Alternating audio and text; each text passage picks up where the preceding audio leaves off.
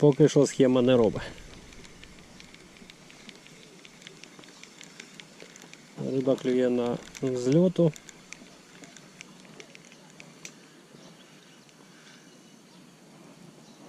Але добре.